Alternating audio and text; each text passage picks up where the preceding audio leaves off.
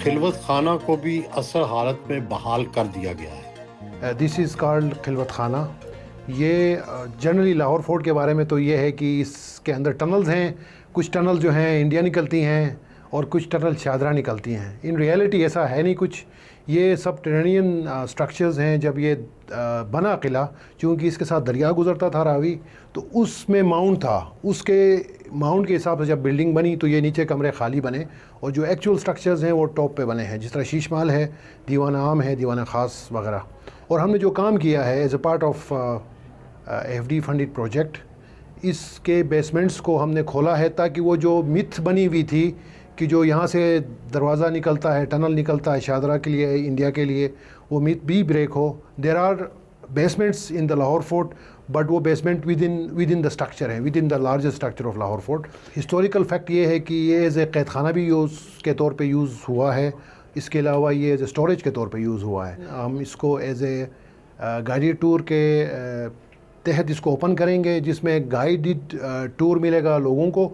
इसकी हिस्ट्री के बारे में, इसके पास्ट यूज़ के बारे में हमने कोशिश की है कि थ्रू लाइटिंग के थ्रू स्ट्रक्चरल आर्किटेक्चरल इंटरवेंशंस के थ्रू उसके हिस्ट्री को उजागर करें। तो ये जो खिलवत खाना प्रोजेक्ट है ये बेसिकली कई सौ सालों से बंद था। तो इस प्रोजेक्ट को कंप्लीट करने में हमें ऑलमोस्ट 2 साल लग गए।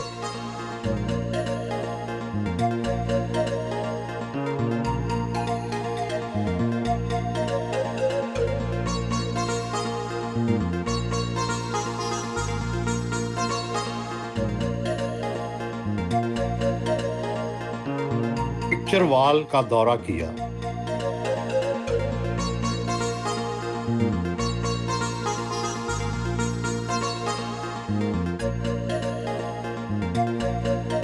पिक्चर वॉल प्रोजेक्ट जो है ये हमने 2015 में शुरू किया था। इसमें 2015 से 17 में दीवार की डिजिटल डॉक्यूमेंटेशन की गई थी। हमने इस प्रोजेक्ट में प्रिजर्वेशन पे फोकस किया है। फिर आप देखें कि जहांगीर ने इस दीवार को कंस्ट्रक्ट किया। तकरीबन 70% जहांगीर के टाइम की कंस्ट्रक्शन है। उसके बाद शाहजहां पीरियड की कंस्ट्रक्शन है। तो उसमें भी फिर आपको मटेरियल्स में कुछ फ़र्क नज़र आते हैं, कंडीशंस में बहुत फ़र्क है। तो इस तरह से एक कॉन्स्टेंटली इवॉल्विंग प्रोसेस था, जिसमें हमने नए प्रेसिडेंट सेट किया है कि प्रिजर्वेशन इस तरह के टाइल वर्क की, इस तरह के क्लाइमेट में, इस तरह के मटेरियल की किस तरह की जा सकती है। पिक्चर वॉल जो है दुनिया का लार्जेस्ट म्यूरल कंसिडर किया जाता है। तकरीबन आधा किलोमीटर लंबी इसकी लेंथ है। ये मुग़ल दौर में जितने भी आर्किटेक्चरल डेकोरेशंस आपको मिलते हैं वो सारे आपको एक दीवार में मिलेंगे। तो अमूमन आप मुग़ल मॉन्यूमेंट्स देखेंगे उसमें आपको या काशी का काम पे ज़ोर होगा, या फ्रेस्को होगा, या स्टोन वर्क ज़्यादा होगा। लेकिन ये एक ऐसा मॉन्यूमेंट है जिसमें हर तरह का क्राफ्ट वर्क आपको नज़र आएगा। और तीसरी सबसे अहम बात यह है कि इसमें आपको जो नॉर्मल यूजुअल जो आपको नज़र आती हैं मिसालें फ्लोरल और ज्योमेट्रिक पैटर्न्स की मुग़ल मॉन्यूमेंट्स पर, इस्लामिक मॉन्यूमेंट्स पे इन जनरल ज़्यादा यही देखने को मिलता है। लेकिन इस दीवार में आपको नज़र आएंगे तस्वीर के मंजर नज़र आएंगे। मुग़ल दौर में मुग़ल लाइफ किस तरह की थी, लोग दिखाए गए हैं। मुग़ल कोर्ट के पोर्ट्रेट्स हैं जिसमें लोगों ने, मतलब ऑर्डिनरी लोगों की पोर्ट्रेट्स जिसमें उन्होंने ऑब्जेक्ट्स पकड़े हुए हैं। फिर साथ साथ जानवर जो मुग़ल कोर्ट में इंपॉर्टेंस रखते थे, उसमें हाथी शामिल हैं, ऊँट हैं, ब्लैक बक है, ये भी आपको नज़र आते हैं। और एलिफेंट फ़ाइट्स, एनिमल फ़ाइट्स जो कि मुग़ल दौर में बहुत अहमियत रखती थी as a pastime, as a sport, वो बहुत सी डिपिक्ट की हुई हैं। एलिफेंट्स को बैटल के लिए ट्रेन किया जा रहा है, जंग में घोड़ों से लड़ाने के लिए ट्रेन किया जा रहा है। इस तरह के मंजर, लोग सफ़र कर रहे हैं कारवां में अपने जानवरों के साथ।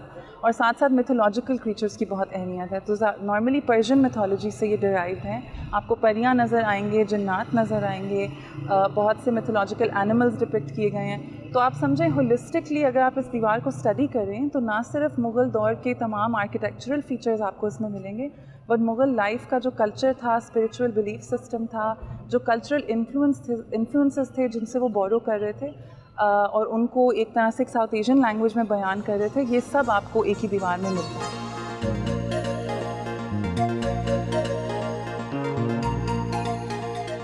अभी हम जिस स्पेसिफिक साइट पे हैं, दिस इज़ कॉल्ड अटदरा। इनिशियली जब ये बना था तो ये इसके 3 दरवाजे थे, 6 दरवाजे। इसके हमें आसार मिले जब we were doing the actual physical work. हमारे काम का नेचर ज़रा इन्वेस्टिगेटिव है।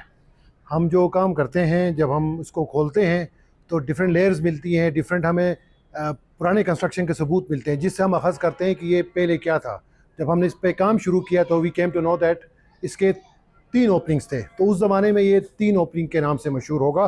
लेकिन जब रणजीत सिंह ने कश्मीर फ़तह की तो उस खुशी में इसने एडिशनल पवेलियन जो ओपनिंग्स नज़र आ रहे हैं ऐड की और टोटली 8 हैं। जब हमने इस पे काम शुरू किया काफ़ी खस्ता हालत थी। छत का काम हमने मेजरली जो डिटोरिएटेड टिम्बर है उसकी रिप्लेसमेंट की है, और जब हमने फ़र्श पे काम किया तो we came to know that इसके ओरिजिनल फ़र्श जो ओरिजिनल मुग़ल फ़र्श है वो करंट फ़र्श से 1-1.5 फीट नीचे है। इस पर्टिकुलर प्रोजेक्ट में गिल्ड का काम बहुत ज़्यादा इस्तेमाल हुआ है, किसी हद तक हमने प्रिजर्वेशन की है इसकी, लेकिन this kind of work required additional expertise, so we are now looking for international expertise जो आएँ और हमें इसमें मदद करें।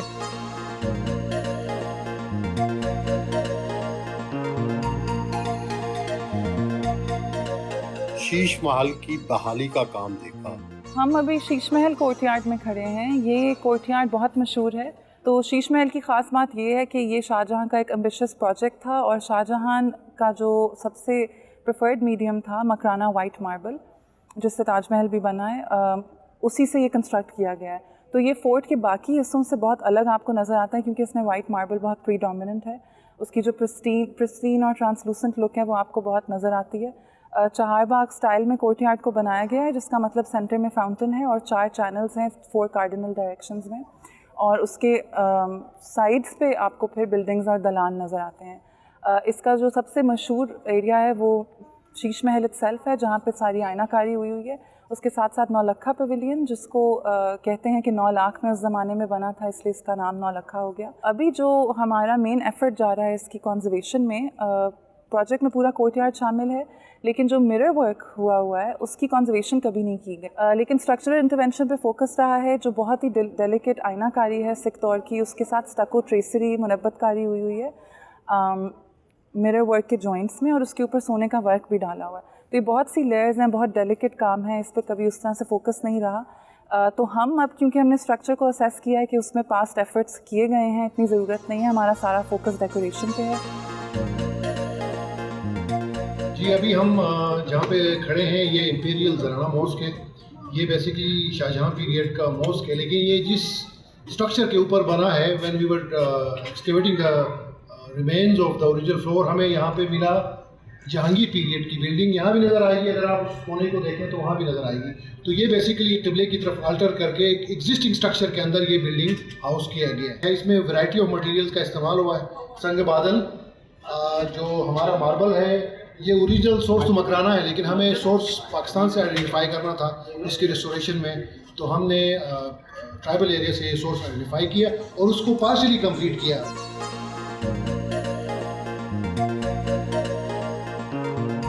लाहौर किला में जो तज़ीन नौ हो रही है, आप इसको देखती हैं, अब ये बताएं कि ये अकबरी गेट की क्या हिस्ट्री है, ये बंद क्यों था, खोलने से क्या क्या फ़ायदे हुए हैं, क्या क्या निकला है, ये जो पुरानी पेंटिंग्स हैं इनका क्या मतलब? अकबरी दरवाजे के मुख्तलिफ नाम मुख्तलिफ अदवार में लिए जाते हैं, जिसमें आपकी मरियम ज़मानी मस्जिद से इसको मस्जिदी गेट भी कहा गया, फिर मस्जिदी गेट कहा गया, और शहनशाह अकबर की वफ़ात के बाद इसका नाम पड़ा वो अकबरी गेट पड़ा। ऐसे मुग़लों के बाद जब सिखों ने यहाँ रूल किया तो इस गेट में बहुत ज़्यादा जो है वो इंटरवेंशन हुई, मतलब सिखों ने अपनी इंटरवेंशन की, उसके बाद ब्रिटिशर्स आए, उन्होंने अपनी उसमें क्योंकि कॉलोनी थी तो उस दौर में ब्रिटिशर्स के दौर में ये गेट बंद कर दिया गया था। कितने साल बाद खोल रहे हैं?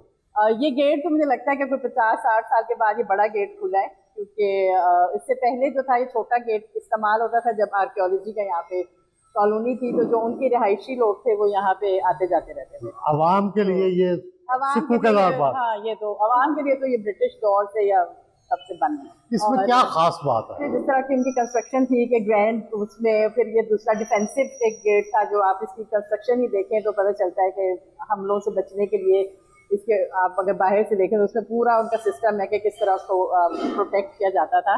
दूसरा, जब सिखों के दौर में ये काफ़ी इंटरवेंशंस हुई जिसमें इन्होंने सिख इरा की पेंटिंग्स हमें मिली और कुछ आसार हमें नज़र आते थे, लेकिन जैसे इसके वेस्टर्न फसाड पे अगर आप बाहर की तरफ देखें मगरबी पे, तो ब्रिटिशर्स ने सारी ज़्यादातर जो है ना कवर कर दिए थे प्लास्टर से सारे। जैसे अब आपको ये डोम में भी नज़र आता है कि पूरा पक्का कली में फिनिश हुआ था।